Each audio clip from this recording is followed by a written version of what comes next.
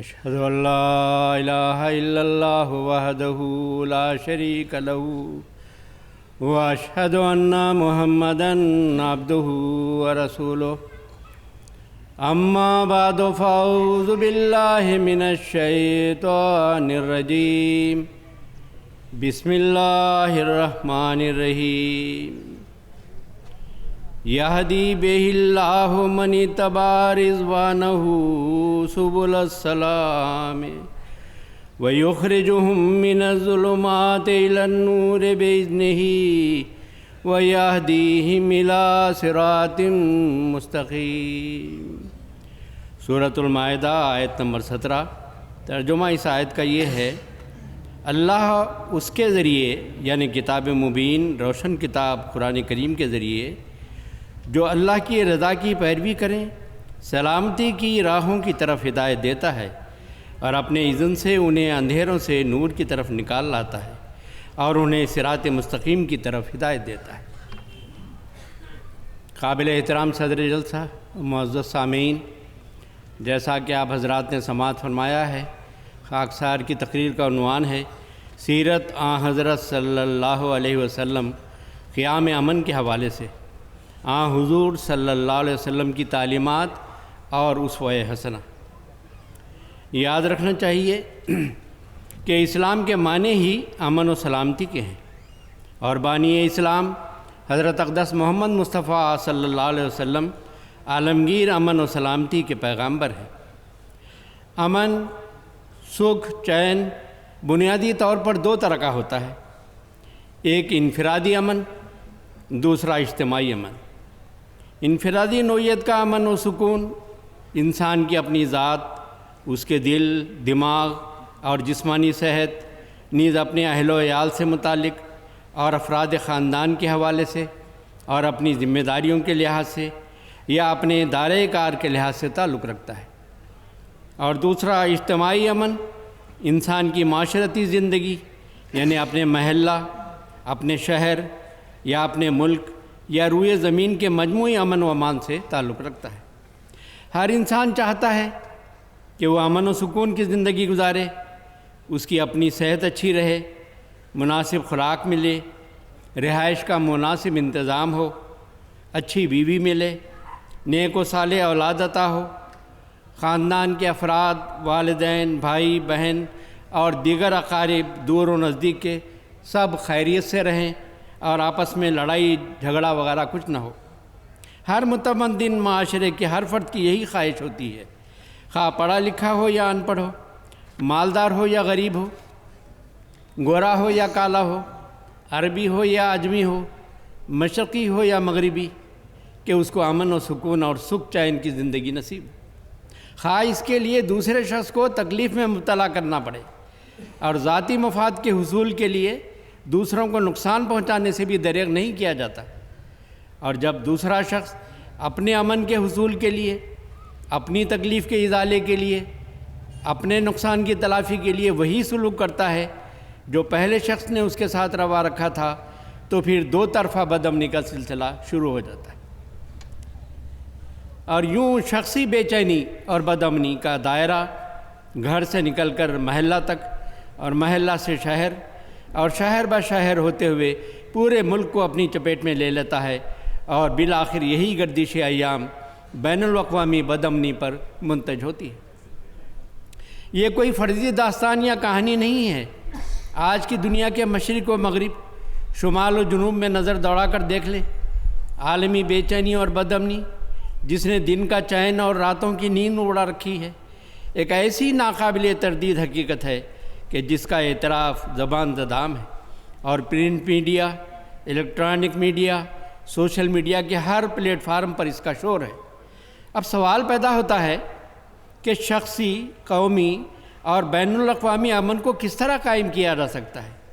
اس کا جواب یہ ہے کہ صرف اعلانات کرنے اور نعرے لگانے سے تو یہ مسئلہ حل نہیں ہو سکتا، عملی اقدامات کرنے کی ضرورت ہے، اور یہ سفر اپنے گھر سے شروع کر کے ہمسایوں، محلے داروں، شہریوں اور ملکی سطح سے لے کر بین الاقوامی سطح تک پہنچنے اور پہنچانے کی ضرورت ہے۔ آئیے اس حوالے سے محسن انسانیت حضرت اقدس محمد مصطفیٰ صلی اللہ علیہ وسلم کی سیرت طیبہ پر ایک طاہرانہ نظر ڈالتے ہیں اور اسلامی تعلیمات اور آپ کے اسوہ حسنہ کا کچھ تذکرہ کرتے ہیں۔ سب سے پہلے یہ دیکھنا ہے کہ گھروں میں امن کس طرح قائم رہ سکتا ہے۔ اس کے لیے میاں بیوی کے حقوق اور فرائض کا خیال رکھنا ہوگا۔ ایک دوسرے کے جذبات اور احساسات کو مد نظر رکھنا ضروری ہے۔ اپنے آرام سے بڑھ کر اپنے ساتھی کے آرام کا خیال رکھنا ضروری ہے، ورنہ آئے دن میاں بیوی کے درمیان لڑائی جھگڑوں سے گھر کا امن برباد ہو جاتا ہے۔ بچوں کی تربیت پر بہت برا اثر پڑتا ہے، اس کی تفصیل میں جانے کا موقع نہیں۔ حضرت رسول کریم صلی اللہ علیہ وسلم کی پرامن عائلی زندگی کے حوالے سے چند احادیث پیش کرتا ہوں۔ ترمذی کی ایک حدیث ہے، حضرت صلی اللہ علیہ وسلم فرماتے ہیں، تم میں سے بہترین شخص وہ ہے جو اپنے اہل خانہ کے ساتھ حسن سلوک میں بہتر ہے، اور میں تم سب سے بڑھ کر اپنے اہل خانہ کے ساتھ حسن سلوک کرنے والا ہوں۔ اور اس میں کیا شک ہے کہ آپ کو تربیتی اور قومی ضروریات کے مد نظر متعدد شادیاں کرنی پڑیں اور بیک وقت 9 بیویاں آپ کے گھر میں رہیں، سبھی آپ کے حسن سلوک اور عدل و انصاف سے مطمئن اور راضی خوش رہیں۔ کسی نے حضرت عائشہ رضی اللہ تعالیٰ عنہا سے پوچھا کہ حضرت صلی اللہ علیہ وسلم گھر میں کیا کیا کرتے تھے؟ فرمانے لگی، آپ تمام انسانوں کی طرح ایک انسان تھے، کپڑے کو خود پیوند لگا لیتے، بکری خود دوہ لیتے اور ذاتی کام خود کیا کرتے تھے۔ رات کو دیر سے گھر لوٹتے تو کسی کو زحمت دیے یا جگائے بغیر کھانا یا دودھ خود تناول فرما لیتے۔ اسی طرح حضرت عائشہ رضی اللہ تعالیٰ عنہا کی ہی گھریلو زندگی کے بارے میں یہ شہادت ہے، حضرت نبی کریم صلی اللہ علیہ وسلم تمام لوگوں سے زیادہ نرم خو اور سب سے زیادہ کریم، عام آدمیوں کی طرح بلا تکلف گھر میں رہنے والے۔ آپ نے کبھی تیوری نہیں چڑھائی، ہمیشہ مسکراتے رہتے۔ نیز آپ فرماتی ہیں کہ اپنی ساری زندگی میں آپ نے کبھی اپنی کسی بیوی پر ہاتھ نہیں اٹھایا اور نہ کبھی کسی خادم کو مارا۔ ہمارے آقا و مطاع حضرت اقدس محمد مصطفیٰ صلی اللہ علیہ وسلم کے حسن و احسان کے ان جلووں نے بلا شبہ آپ کی اہلی زندگی کو نہایت پرامن اور جنت نظیر بنا دیا تھا۔ یہی وجہ ہے کہ آپ کی تمام بیویاں ہمیشہ آپ پر فدا ہوتی تھیں۔ اللہم صلی علی محمد و آل محمد وبارک وسلم انک حمید مجید۔ گھر سے نکل کر دائیں بائیں آگے پیچھے کے پڑوسیوں ہمسایوں سے تعلق کا مرحلہ آتا ہے۔ قرآن کریم کا یہ تاکیدی حکم ہے کہ اپنے والدین سے نیک سلوک کرو، اسی طرح قریبی رشتہ داروں سے، یتامہ سے اور مسکینوں سے، اور قریب کے ہمسایہ سے اور دور کے ہمسایہ سے بھی، نیز جس جگہ اکٹھے کام کرتے ہیں وہاں بھی ایک دوسرے سے نیک سلوک کرو۔ سورہ نساء آیت نمبر 37۔ اس سلسلے میں چند احادیث بھی پیش کرتا ہوں۔ حضرت عبداللہ بن مسعود رضی اللہ تعالیٰ عنہ بیان کرتے ہیں کہ ایک شخص نے رسول کریم صلی اللہ علیہ وسلم سے عرض کیا، مجھے کس طرح معلوم ہو کہ میں اچھا کر رہا ہوں یا برا کر رہا ہوں؟ حضرت صلی اللہ علیہ وسلم نے فرمایا، جب تم اپنے پڑوسیوں کو یہ کہتے ہوئے سنو کہ تم بڑے اچھے ہو تو سمجھ لو کہ تمہارا طرز عمل اچھا ہے، اور جب تم پڑوسیوں کو یہ کہتے ہوئے سنو کہ تم بڑے برے ہو تو سمجھ لو کہ تمہارا رویہ برا ہے۔ حضرت ابن عمر اور حضرت عائشہ رضی اللہ تعالیٰ عنہ بیان کرتے ہیں کہ حضرت صلی اللہ علیہ وسلم نے فرمایا، جبرائیل ہمیشہ مجھے پڑوسی سے حسن سلوک کی تاکید کرتا آ رہا ہے، یہاں تک کہ مجھے خیال ہوا کہ کہیں وہ اسے وارث ہی نہ بنا دے۔ حضرت ابو ہریرہ رضی اللہ تعالیٰ عنہ بیان کرتے ہیں کہ حضرت صلی اللہ علیہ وسلم نے فرمایا، خدا تعالیٰ کی قسم وہ شخص مومن نہیں، خدا تعالیٰ کی قسم وہ شخص مومن نہیں ہے، خدا تعالیٰ کی قسم وہ شخص مومن نہیں ہے۔ 3 مرتبہ یہی الفاظ آپ نے دہرائے۔ آپ سے پوچھا گیا، یا رسول اللہ، کون مومن نہیں ہے؟ آپ نے فرمایا، وہ جس کا پڑوسی اس کی شرارتوں اور اس کے اچانک واروں سے محفوظ نہ ہو۔ اچانک حملے مختلف طریقوں سے ہوتے رہتے ہیں۔ کبھی رات کے وقت ریڈیو ٹی وی پر اونچی آواز سے پروگرام سنتے رہتے ہیں جس سے پڑوسی آرام کی نیند سو نہیں سکتا۔ کبھی گھر کا کچرا ہمسائے کے دروازے کے سامنے رکھ دیا جاتا ہے وغیرہ۔ حضرت ابو ذر رضی اللہ تعالیٰ عنہ بیان کرتے ہیں کہ حضرت صلی اللہ علیہ وسلم نے فرمایا، اے ابو ذر، جب بھی تم کبھی اچھا سالن پکاؤ تو اس کا شوربہ کچھ زیادہ کر لیا کرو اور اپنے پڑوسی کا بھی خیال رکھو، یعنی کسی نہ کسی پڑوسی کو بھی سالن بھجوا دیا کرو۔ جب سب محلے والے اپنے اپنے پڑوسیوں کا اس قدر خیال رکھ رہے ہوں گے، اور ہر قسم کی ایذا رسانی سے اجتناب کر رہے ہوں گے تو ظاہر ہے پورے محلے میں امن و امان ہی قائم رہے گا۔ عام شہریوں کے حقوق و فرائض کا جہاں تک تعلق ہے، اس کا صحیح علم ہونا اور اس کے مطابق ادائیگی کی کوشش کرنا پورے شہر کو امن کا گہوارہ بنانے کا موجب ہوتا ہے۔ اس ضمن میں چند ہدایات اور ارشادات سماعت فرمائیں۔ ایک یہ ہے کہ آپس میں ایک دوسرے سے جب بھی ملے تو السلام علیکم کہا کریں، یعنی تم پر اللہ کی سلامتی ہو۔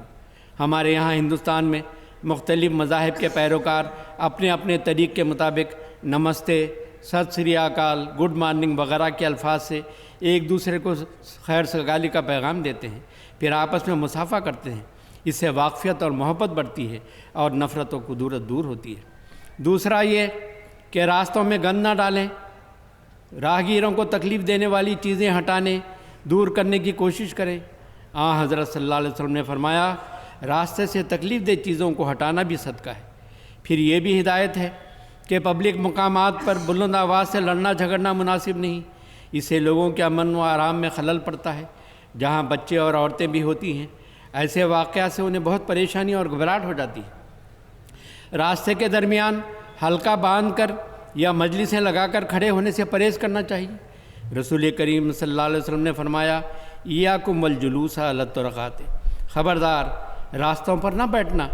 صحابہ نے کہا یا رسول اللہ صلی اللہ علیہ وسلم، ہمیں ان مجلسوں سے چارہ نہیں، ہم ان جگہوں پر بیٹھ کر باتیں کرتے ہیں اور آپس میں مشورے کرتے ہیں۔ اچھا، فرمایا اگر تم نہیں رہ سکتے تو پھر راستے کا حق ادا کرو۔ صحابہ کرام نے سوال کیا کہ راستے کا حق کیا ہے؟ آپ صلی اللہ علیہ وسلم نے فرمایا نگاہ نیچی رکھنا، کسی کو ایذا نہ دینا، سلام کا جواب دینا، اچھی بات کی تلقین کرنا اور بری بات سے روکنا۔ پھر یہ بھی ہدایت ہے کہ بیماروں کی عیادت کی جائے، ان کو نیک مشوروں اور حوصلہ دینے کے ساتھ ساتھ ان کی صحت یابی کے لیے دعا بھی کی جائے۔ یہ بھی ہدایت ہے کہ جو فوت ہو جائیں ان کی تجہیز و تدفین میں مدد دی جائے اور اپنے اپنے طریق کے مطابق میت کے اعزاز و اکرام کے ساتھ آخری رسوم ادا کی جائے۔ ایک یہودی کا جنازہ گزر رہا تھا، حضرت صلی اللہ علیہ وسلم نے دیکھ کر احتراماً کھڑے ہو گئے۔ صحابہ نے عرض کیا یا رسول اللہ، یہ تو ایک غیر مسلم یہودی کا جنازہ ہے۔ آپ نے فرمایا کیا اس کے اندر روح نہیں تھی؟ یعنی انسانیت کے لحاظ سے سب انسان ایک جیسے ہیں۔ اس طرح کی بے شمار ہدایات ہیں جو شہریوں کو آرام پہنچانے اور ان کے لیے امن و امان کی فضا قائم کرنے کے لیے ضروری ہیں۔ خاکسار نے وقت کی رعایت سے صرف چند کا ذکر کیا ہے۔ اس ضمن میں چند احادیث مزید پیش کرتا ہوں۔ حضرت عبداللہ بن عمر رضی اللہ تعالیٰ عنہ بیان کرتے ہیں کہ حضرت صلی اللہ علیہ وسلم نے فرمایا ایک دوسرے سے حسد نہ کرو، ایک دوسرے کو نقصان پہنچانے کی غرض سے بڑھ چڑھ کر بھاؤ نہ بڑھاؤ، ایک دوسرے سے بغض نہ رکھو، ایک دوسرے سے پیٹھ نہ موڑو، یعنی بے تعلقی کا رویہ اختیار نہ کرو، ایک دوسرے کے سودے پر سودا نہ کرو، بلکہ اللہ تعالیٰ کے بندے اور آپس میں بھائی بھائی بن کر رہو۔ حضرت عمر بن شعیب اپنے باپ اور وہ اپنے دادا سے روایت کرتے ہوئے بیان کرتے ہیں، یہاں حضرت صلی اللہ علیہ وسلم نے فرمایا اس شخص کا ہمارے ساتھ کوئی تعلق نہیں جو چھوٹے پر رحم نہیں کرتا اور بڑے کی عزت نہیں کرتا۔ حضرت عبداللہ بن مسعود رضی اللہ تعالیٰ عنہ بیان کرتے ہیں کہ رسول اللہ صلی اللہ علیہ وسلم نے فرمایا تمام مخلوقات اللہ کی عیال ہے، یعنی اس کا اللہ کا کنبہ ہے، بس اللہ تعالیٰ کو اپنی مخلوقات میں سے وہ شخص بہت پسند ہے جو اس کے عیال یعنی اس کی مخلوق کے ساتھ اچھا سلوک کرتا ہے اور ان کی ضروریات کا خیال رکھتا ہے۔ رسول اکرم صلی اللہ علیہ وسلم نے مسلمان کی علامت قرار دی ہے کہ اس سے کسی انسان کو بلا وجہ تکلیف نہ پہنچے۔ حضرت ابو ہریرہ رضی اللہ تعالیٰ عنہ روایت کرتے ہیں کہ رسول اللہ صلی اللہ علیہ وسلم نے فرمایا کہ مسلمان وہ ہے جس کی زبان اور ہاتھ سے مسلمان محفوظ رہیں، اور مومن وہ ہے جس سے لوگوں کی جان و مال کو کوئی خطرہ نہ ہو۔ صرف انسانوں سے ہی نہیں، جانوروں کو بھی تکلیف میں ڈالنے سے منع فرمایا گیا ہے۔ حضرت ابن عمر بیان کرتے ہیں کہ ایک عورت کو بلی کو تکلیف دینے کی وجہ سے سزا دی گئی۔ اس نے بلی کو بند کر کے بھوکا مار دیا، نہ کھانا دیا نہ پانی، اور نہ اس کو چھوڑا کہ زمین کے چوہے وغیرہ کھا کر گزارا کر سکے۔ اس ظلم کی وجہ سے وہ جہنم کی آگ میں ڈال دی گئی۔ حضرت عبداللہ رضی اللہ تعالیٰ عنہ بیان کرتے ہیں کہ ہم رسول اللہ صلی اللہ علیہ وسلم کے ہمراہ ایک سفر میں تھے۔ آپ کسی ضرورت کے لیے باہر تشریف لے گئے۔ ہم نے حمرہ نامی ایک چڑیا دیکھی، اس کے ساتھ 2 بچے بھی تھے، ہم نے اس کے دونوں بچوں کو پکڑ لیا۔ حمرہ نے سر پر منڈلانا شروع کر دیا۔ اس دوران حضور صلی اللہ علیہ وسلم واپس تشریف لے آئے اور فرمایا کس نے اسے بچوں کی وجہ سے پریشان کر دیا ہے، اس کے بچوں کو واپس لوٹا دو۔ پھر آپ نے دیکھا کہ کسی نے چیونٹیوں کے بل کو جلایا ہے۔ آپ نے فرمایا اللہ تعالیٰ کے سوا کسی اور کے لیے مناسب نہیں کہ وہ کسی جاندار کو آگ سے جلائے۔ بظاہر یہ چھوٹی اور معمولی ہدایات نظر آتی ہیں، لیکن دوسرے انسانوں اور دیگر مخلوقات کو تکلیف سے بچانے اور انہیں آرام اور راحت پہنچا کر ان کے لیے امن قائم کرنے کے لحاظ سے بہت اہم اور بنیادی اہمیت کی حامل ہے۔ سامعین کرام، اب تک عام انسانوں کے باہمی تعلقات اور ان کے حقوق و فرائض پر کچھ روشنی ڈالی گئی ہے۔ اب اسلامی تعلیم کی روشنی میں حکومت اور ریاست کے حقوق و فرائض کے متعلق بھی کچھ بیان کرنا ضروری سمجھتا ہوں۔ سب سے پہلا فرض کسی بھی حکومت کا یہ ہے کہ رعایا کی بنیادی ضروریات جیسے ان کی مناسب خوراک، مناسب لباس اور حکومت کے وسائل کے مطابق ان کی رہائش کا انتظام کرنا۔ چنانچہ ان بنیادی انسانی ضروریات کی فراہمی کے حوالے سے قرآن کریم نے یہ رہنما اصول بیان فرمایا ہے کہ ان لکا اللہ تجوع فیہا ولا تعری وانک لا تظمأ فیہا ولا تضحیٰ، سورہ طٰہٰ آیت 119 120۔ یعنی اے انسان، تیری یہ بنیادی ضرورت تسلیم کی گئی ہے کہ تو بھوکا نہ رہے اور نہ بغیر لباس کے رہے اور نہ بغیر چھت کے کھلے آسمان تلے پڑا جلتا رہے۔ اگرچہ بھوک، پیاس اور لباس کی ضروریات کا امداد باہمی کے طور پر افراد بھی ایک دوسرے کا خیال رکھنے کی کوشش کرتے ہیں، اور مختلف تنظیمیں اور NGOs بھی بنی نوع انسان کی ہمدردی میں جٹی رہتی ہیں، لیکن حکومت کی یہ اہم ذمہ داری ہے کہ وہ اپنی رعایا کے لیے ایسے مستقل ذرائع اور وسائل مہیا کرنے کا انتظام کرے جن سے ان کو ضرورت کے مطابق کھانا، کپڑا اور مکان میسر آ جائے۔ اور جس قدر کوئی حکومت اس اہم ذمہ داری کو ادا کرنے میں غفلت یا بد انتظامی کے سبب ناکام رہے، اسی کے مطابق رعایا میں بے چینی اور بد امنی پیدا ہو جاتی ہے، اور پھر اس کے نتیجے میں مختلف جرائم پنپنے لگتے ہیں۔ اس سلسلے میں یہ بات بھی بہت اہم ہے کہ انسانوں کو ان کے مناسب حال روزگار مہیا کیا جائے اور ان کو ان کی صلاحیتوں کے مطابق اپنے پیروں پر کھڑا کرنے کی کوشش کی جائے اور انہیں مانگنے اور سوال کرنے کی عادت سے بچایا جائے۔ اس ضمن میں حضور صلی اللہ علیہ وسلم کے بعض ارشادات اور آپ کا عملی نمونہ پیش کرتا ہوں۔ حضرت عبداللہ بن مسعود رضی اللہ تعالیٰ عنہ بیان کرتے ہیں کہ حضرت صلی اللہ علیہ وسلم نے فرمایا، خدا تعالیٰ کے مقرر کردہ فرائض کی طرح محنت کی کمائی بھی فرض ہے۔ حضرت مقداد بن مادی کرب رضی اللہ تعالیٰ عنہ بیان کرتے ہیں کہ حضرت صلی اللہ علیہ وسلم نے فرمایا، اپنے ہاتھ سے کمائی ہوئی روزی سے بہتر کوئی روزی نہیں۔ اگرچہ حضرت صلی اللہ علیہ وسلم مانگنے اور سوال کرنے کو پسند نہیں فرماتے تھے، اور فرماتے تھے کہ اوپر والا ہاتھ یعنی دینے والا ہاتھ نیچے والے ہاتھ سے یعنی مانگنے والے کے ہاتھ سے افضل ہے، تاہم کوئی حقیقی ضرورت مند سائل آپ کے دربار سے خالی ہاتھ نہیں لوٹایا جاتا تھا، لیکن اگر کسی کے سوال کو رد فرماتے تو پھر اس کے لیے بہتر متبادل کا انتظام بھی فرما دیتے۔ چنانچہ حضرت انس بن مالک رضی اللہ تعالیٰ عنہ بیان کرتے ہیں کہ ایک انصاری سوالی بن کر حضرت صلی اللہ علیہ وسلم کی خدمت میں حاضر ہوا۔ آپ نے اسے کچھ دینے کی بجائے فرمایا، تو کیا تمہارے گھر میں کچھ ہے؟ اس نے عرض کیا، ہاں یا رسول اللہ، ایک چادر ہے اور ایک چھاگل ہے۔ فرمایا دونوں چیزیں لے آؤ۔ وہ دونوں چیزیں لے کر حاضر ہو گیا۔ پھر آپ نے اپنے صحابہ کے درمیان ان دونوں چیزوں کی نیلامی کروائی۔ ایک شخص نے کہا میں 1 درہم میں یہ دونوں چیزیں خریدتا ہوں، دوسرے نے کہا میں 2 درہم میں خریدتا ہوں۔ حضور صلی اللہ علیہ وسلم نے 2 درہم میں وہ دونوں چیزیں دے دی، اور اس انصاری کو فرمایا یہ لو، 1 درہم سے کھانے پینے کی چیزیں خرید کر گھر دے دو، اور دوسرے درہم سے کلہاڑی خرید کر میرے پاس لے آؤ۔ جب وہ کلہاڑی خرید کر لے آیا تو حضور صلی اللہ علیہ وسلم نے اس میں خود اپنے ہاتھ سے لکڑی کا دستہ ڈالا اور فرمایا جاؤ، اس سے لکڑیاں کاٹ کاٹ کر فروخت کرو، اور 15 دن سے پہلے میں تجھے ادھر آتا نہ دیکھوں۔ چنانچہ وہ شخص لکڑیاں کاٹ کاٹ کر بیچتا رہا، یہاں تک کہ جب وہ حضور صلی اللہ علیہ وسلم کے پاس آیا تو اس نے 10 درہم کما لیے تھے۔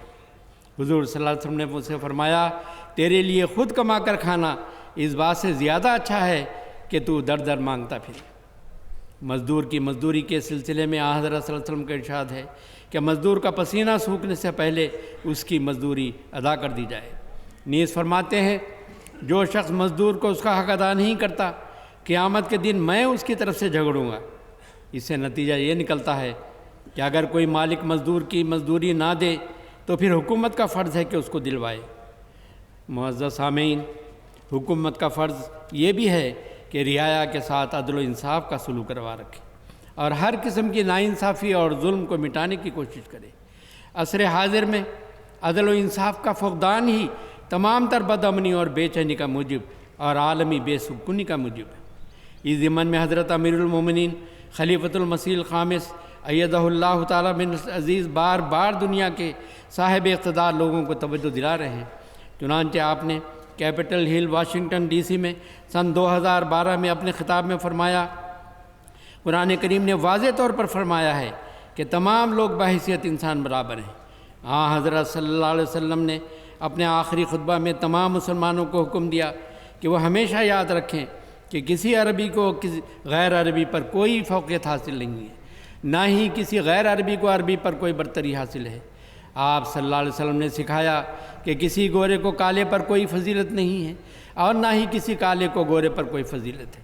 چنانچہ اسلام کی یہ واضح تعلیم ہے کہ تمام قوموں اور نسلوں کے لوگ برابر ہیں۔ آپ نے یہ بھی واضح فرمایا کہ سب لوگوں کو بلا امتیاز اور بلا تعصب یکساں حقوق ملنے چاہیے۔ یہ وہ بنیادی اور سنہری اصول ہے جو بین الاقوامی امن اور ہم آہنگی کی بنیاد رکھتا ہے۔ سامعین کرام، ملکی اور قومی حقوق و فرائض کے بعد اب بین الاقوامی تعلقات کے بارے میں اختصار کے ساتھ کچھ عرض کرنا چاہتا ہوں۔ بالخصوص موجودہ ماحول میں جبکہ ہر بڑی طاقت چھوٹی طاقتوں کو دباتی چلی جا رہی ہے اور مختلف ہیلوں بہانوں سے چھوٹی طاقتوں کا قافیہ حیات تنگ کرنے کے درپے ہو گئی ہیں، اگر اس تمام لڑائی جھگڑے جنگ و جدال کے اسباب پر غور کیا جائے تو بڑی وجہ یہی سامنے آتی ہے کہ محض ایک دوسرے کے ملک پر طمع کی نظر رکھنے یا آپس میں ایک دوسرے سے ناجائز فائدہ اٹھانے یا اس کو زیر کر کے اپنی بالادستی قائم کرنے کی کوشش کی جا رہی ہے۔ اسلام اس خود غرضی کی بنیاد کو ختم کرنے کے لیے قرآن کریم کی سورہ طٰہٰ کی آیت نمبر 132 میں یہ حکم دیتا ہے کہ اپنی آنکھیں اس عارضی متاع یعنی دنیاوی ساز و سامان کی طرف اٹھا کر نہ دیکھو جو ہم نے ان میں سے بعض قوموں کو دنیاوی زندگی کی زینت کے طور پر عطا کی ہیں، تاکہ ہم ان کے اعمال کی آزمائش کریں۔ اور یاد رکھ کہ تیرے رب نے جو تجھے دیا ہے وہی تیرے لیے اچھا اور زیادہ دیر تک رہنے والا ہے۔ اور دوسرا بنیادی حکم سورہ مائدہ کی آیت نمبر 9 میں یہ دیا، اے مومنو، کسی قوم کی دشمنی تمہیں ہرگز اس بات پر آمادہ نہ کرے کہ تم اس کے ساتھ انصاف نہ کرو، تم بہرحال انصاف کا معاملہ کرو، یہ بات تقویٰ کے سب سے زیادہ قریب ہے، اور اللہ سے ڈرو، یقیناً اللہ اس سے ہمیشہ باخبر رہتا ہے جو تم کرتے ہو۔ آج دیکھ لیں، مغربی طاقتیں بھی اور مشرقی طاقتیں بھی، شمالی طاقتیں بھی اور جنوبی طاقتیں بھی ایک دوسرے کے ساز و سامان پر طمع و لالچ کی نظر رکھے ہوئے ہیں اور ملک گیری اور دوسروں کو زیر کرنے اور اپنی بالادستی قائم کر کے اپنے مفادات کا تحفظ کرنے میں لگی ہوئی ہیں، خواہ اس کے نتیجے میں دوسری قوموں اور ملکوں کا جس رنگ میں بھی نقصان ہو اور جس رنگ میں بھی وہ ملک اور قومیں تباہ ہوتی رہیں، اس کی کسی کو فکر نہیں۔ جماعت احمدیہ کے چوتھے امام حضرت مرزا طاہر احمد خلیفۃ المسیح الرابع رحمہ اللہ تعالیٰ نے آج سے کئی سال قبل فرمایا تھا کہ آج کے زمانے میں سیاست گندی ہو چکی ہے، انصاف اور تقویٰ سے عاری ہے۔ وہ مسلم ریاستیں جو اسلام کے نام پر اپنی برتری کا دعویٰ کرتی ہیں، ان کی وفا بھی آج اسلامی اخلاق سے نہیں اور اسلام کے بلند و بالا انصاف کے اصولوں سے نہیں بلکہ اپنی اغراض کے ساتھ ہے۔ دوسری طرف غیر قومیں انصاف کے نام پر بڑے بڑے دعوے کر رہی ہیں، گویا وہی ہیں جو دنیا میں انصاف کو قائم رکھنے پر مامور کی گئی ہیں، اور ان کے بغیر، ان کی طاقت کے بغیر انصاف دنیا سے مٹ جائے گا۔ مگر جب آپ تفصیل سے دیکھیں تو انصاف کا یعنی اس انصاف کا جو قرآن کریم پیش کرتا ہے، ایک طرف بھی فقدان ہے اور دوسری طرف بھی فقدان ہے۔ خلیج کا بحران صفحہ 14۔ پھر امن کے حوالے سے مذہبی تعلقات کا بھی بہت بڑا اہم عمل و دخل ہے۔ آج کل مذہبی تعلیمات کو صحیح رنگ میں نہ جاننے اور نہ سمجھنے اور بانیان مذاہب کی اصل تعلیمات کو پسے پش ڈال کر نام نہاد مذہبی رہنماؤں کے ذاتی نظریات و خیالات کی اندھی تقلید کے نتیجے میں مختلف مذاہب کے پیروکاروں کے درمیان منافرت پھیلائی جا رہی ہے۔ اور یوں مذہبی آزادی اور رواداری کا فقدان لوگوں کے امن و سکون کو اس قدر برباد کر رہا ہے کہ لوگ مذہب سے ہی بیزار اور برگشتہ ہوتے جا رہے ہیں، اور جو مذہب سے جڑے ہوئے ہیں ان میں سے بھی اکثر محض رسمی طور پر جڑے ہوئے ہیں، ورنہ انہیں اپنے مذہب کی صحیح تعلیمات اور عقائد کا بھی کچھ علم نہیں ہے۔ اس سلسلے میں اسلام کی امن بخش تعلیمات اور حضرت صلی اللہ علیہ وسلم کا اسوہ حسنہ ایک الگ روشن باب ہے، اس کی تفصیل میں جانے کا وقت نہیں۔ مختصر طور پر اس قدر عرض کر دیتا ہوں کہ قرآن کریم کی یہ تعلیم ہے کہ اللہ جو رب العالمین ہے وہ صرف رب المسلمین نہیں ہے۔ دلیل اس کی یہ ہے کہ اللہ تعالیٰ نے ہر قوم میں اپنے ہادی اور پیغمبر بھیجے ہیں، اس لیے کسی مذہب کو خواہ اس کی اصل حالت کو تبدیل بھی کر دیا گیا ہو لیکن کلیتاً اس مذہب کو خراب نہیں کہا جا سکتا۔ پھر یہ کہ اپنے مذہب اور مسلک کو پھیلانے کے لیے کسی پر بھی زبردستی کرنا یا جنگ کرنا ہرگز جائز نہیں۔ قرآن کریم کا یہ واضح حکم ہے کہ لا اکراہ فی الدین، یعنی دین میں کسی قسم کا جبر جائز نہیں۔ پس یہ بالکل غلط الزام ہے کہ اسلام دین کو تلوار سے پھیلانے کی اجازت دیتا ہے۔ اسلامی جنگیں محض دفاعی جنگیں تھیں یا فتنہ و فساد کو دور کرنے اور امن و امان قائم کرنے کے لیے کی گئی تھی۔ اللہ تعالیٰ نے اس الزام کو عملی طور پر بھی دور کرنے کے لیے اس زمانے میں حضرت صلی اللہ علیہ وسلم کے ایک عاشق صادق حضرت مرزا غلام احمد قادیانی مسیح موعود علیہ السلام کو بغیر تلوار کے دنیا میں بھیجا ہے، تا آپ کے ذریعے اور آپ کے خلفائے کرام اور جماعت احمدیہ کے ذریعے اسلام کو دنیا میں پھیلا کر یہ ثابت کرے کہ اسلام اپنی امن بخش تعلیمات کے ذریعے ہی پھیل سکتا ہے، اس کو کسی تلوار یا جنگ و جدال کی ضرورت نہیں ہے۔ اللہ تعالیٰ نے حضرت صلی اللہ علیہ وسلم کو ساری دنیا کے لیے ہادی اور رسول بنا کر بھیجا ہے اور مرتبہ کے لحاظ سے خاتم النبیین بنا کر مبعوث فرمایا ہے۔ اس کے باوجود آپ نے یہ برداشت نہیں کیا کہ کوئی امتی آپ کو دوسرے نبیوں سے افضل بتا کر امن کے ماحول کو خراب کرے۔ چنانچہ بخاری شریف میں یہ روایت آتی ہے کہ ایک دفعہ ایک یہودی بازار میں سودا بیچ رہا تھا، اسے ایک مسلمان نے ایک چیز کی تھوڑی قیمت بتائی جو اس یہودی کو ناگوار گزری، اور اس نے کہا اس ذات کی قسم جس نے موسیٰ کو تمام انسانوں پر فضیلت دی ہے۔ اس بات پر مسلمان کو غصہ آ گیا اور اس نے اس یہودی کو تھپڑ مار دیا۔ وہ یہودی رسول کریم صلی اللہ علیہ وسلم کی خدمت میں حاضر ہوا اور عرض کیا کہ ہم آپ کی ذمہ داری اور امان میں ہیں، اور اس مسلمان نے مجھے تھپڑ مار کر زیادتی کی ہے۔ نبی کریم صلی اللہ علیہ وسلم اس پر سخت ناراض ہوئے اور فرمایا مجھے نبیوں کے مابین فضیلت نہ دیا کرو۔ بہرحال یہ حتمی اور یقینی بات ہے کہ جب تک بنی نوع انسان میں انفرادی اور قومی لحاظ سے تحمل اور برداشت کا ظرف وسیع نہیں ہوگا، جب تک دوسروں کو تکلیف سے بچانے اور آرام پہنچانے کا جذبہ پیدا نہیں ہوگا، جب تک دوسروں کو فائدہ پہنچانے کے لیے ذاتی مفاد کو قربان کرنے اور ایثار کا نمونہ دکھانے کا احساس پیدا نہیں ہوگا، اور سب سے بڑھ کر یہ کہ جب تک عدل و انصاف سے کام نہیں لیا جائے گا، نہ گھروں میں امن قائم ہو سکتا ہے، نہ محلوں میں امن قائم ہو سکتا ہے، نہ شہر میں امن قائم ہو سکتا ہے، اور نہ ملک میں امن قائم ہو سکتا ہے، اور نہ بین الاقوامی امن قائم ہو سکتا ہے۔ اور اس کے لیے آج نہیں تو کل نہیں تو پرسوں لازماً دنیا کو اسلام کی امن بخش تعلیمات اور محسن انسانیت رحمت للعالمین حضرت اقدس محمد مصطفیٰ صلی اللہ علیہ وسلم کی پاک نصائح اور اسوہ حسنہ کی پیروی کرنا ہوگا۔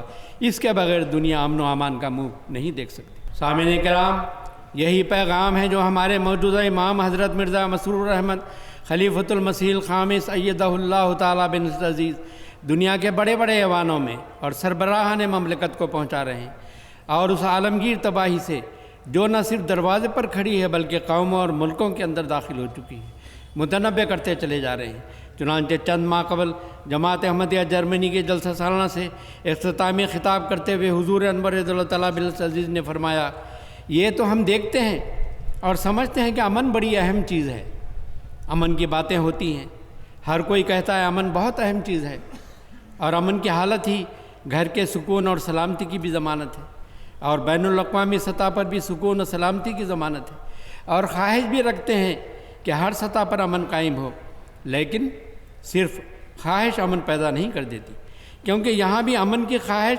خود غرضی کے لیے بھی ہوتی ہے، اور یہی ہم دنیا میں دیکھتے ہیں۔ دنیا میں یہی نظارے ہمیں نظر آتے ہیں، عام لوگوں میں بھی اور لیڈروں میں بھی، سیاستدانوں کی آپس کی لڑائیاں اور اقتدار میں آنے پر ایک دوسرے پر ظلم جو اپنے ہی ملکوں میں ہم دیکھ رہے ہیں، ایک دوسرے پر جو کر رہے ہیں وہ اسی سوچ کا نتیجہ ہے۔ پس اگر صرف امن کی خواہش ہے تو وہ فساد کا ذریعہ ہو سکتی ہے، کیونکہ اس میں خود غرضی شامل ہے، کیونکہ جو لوگ امن چاہتے ہیں وہ اس رنگ میں امن کے متمنی ہیں کہ صرف انہیں اور ان کے قریبیوں کو یا ان کی قوم کو امن حاصل رہے، ورنہ دوسروں کے لیے اور دشمنوں کے لیے وہ یہی چاہتے ہیں کہ ان کے امن کو مٹا دیں۔ پس اگر اس اصول کو رائج کر دیا جائے کہ اپنے لیے اور معیار اور دوسرے کے لیے اور، تو دنیا میں جو بھی امن قائم ہوگا وہ چند لوگوں کا امن ہوگا، ساری دنیا کا امن نہیں ہوگا۔ جو ساری دنیا کا امن نہ ہو وہ حقیقی امن نہیں کہلا سکتا۔ حقیقی امن تبھی ہوگا جو ذاتی، خاندانی، نسلی، قومی، ملکی ترجیحات سے بالا ہو کر قائم کرنے کی کوشش کی جائے، ایک مرکزی محور کے حصول کے لیے کی جائے، اور یہ اسی صورت میں ہو سکتا ہے جب انسان اس بات کو سمجھ لے اور اس کا فہم و ادراک پیدا کر لے کہ میرے اوپر ایک بالا ہستی ہے جو میرے لیے ہی امن نہیں چاہتی بلکہ تمام دنیا کے لیے امن چاہتی ہے، جو میرے گھر اور ملک کے لیے ہی امن نہیں چاہتی بلکہ تمام ملکوں کے لیے امن چاہتی ہے۔ پس حضرت صلی اللہ علیہ وسلم کی تعلیم امن کا نقطۂ محور یہ احساس ہے کہ ایک بالا ہستی مجھے دیکھ رہی ہے، جس کے لیے میں نے اپنے قول و فعل کو ایک کرنا ہے۔ ہمیشہ اس اصول پر چلنے کے لیے حضرت صلی اللہ علیہ وسلم کے بتائے ہوئے اس سنہری اصول کو سامنے رکھنا ہوگا کہ دوسرے کے لیے بھی وہی پسند کرو جو اپنے لیے پسند کرتے ہو۔ پس حضور انور رضی اللہ تعالیٰ فرماتے ہیں، پس اگر اپنی دنیا و عاقبت سنوارنی ہے، امن و سلامتی سے رہنا ہے، تو ہمیں اللہ تعالیٰ کے اس کلام کو جو حضرت صلی اللہ علیہ وسلم پر اترا ہمیشہ اپنے سامنے رکھنا چاہیے کہ یہدی بہ اللہ من اتبع رضوانہ سبل السلام۔ اس روشن کتاب کی ہدایت کو ہمیشہ اپنے سامنے رکھیں۔ اس روشن کتاب کی ہدایت کو پڑھنا اور سامنے رکھنا چاہیے، تبھی سبل السلام پر چلنے والے ہوں گے، سلامتی کے راستے پر چلنے والے ہوں گے۔ اس کتاب کا کوئی حکم بھی ایسا نہیں جو انسانی امن کو برباد کرنے والا ہے۔ بس یہ پیغام ہے جو اپنوں اور غیروں کو دینا ہمارا کام ہے آج، اور یہی دنیا کے امن کی ضمانت ہے۔ آج یہ کام مسیح موعود کی جماعت کے سپرد کیا گیا ہے۔ اگر ہم نے بھی گھریلو سطح سے لے کر بین الاقوامی سطح تک اس کے مطابق اپنا کردار ادا نہ کیا تو ہمارے امن و سلامتی میں رہنے کی کوئی ضمانت نہیں ہے، نہ ہی ہماری نسلوں کی امن و سلامتی میں رہنے کی کوئی ضمانت ہے، اور نہ ہی دنیا کے امن و سلامتی کی کوئی ضمانت ہے۔ اللہ تعالیٰ ہمیں دنیا کو اندھیروں سے روشنی کی طرف لے جانے کا ذریعہ بنائے۔ اللہ تعالیٰ حسن رنگ میں ہمیں یہ فرض ادا کرنے کی توفیق عطا فرمائے۔ اختتامی خطاب برموقع جلسہ سالانہ جرمنی 2022۔ وآخر دعوانا ان الحمد للہ رب العالمین۔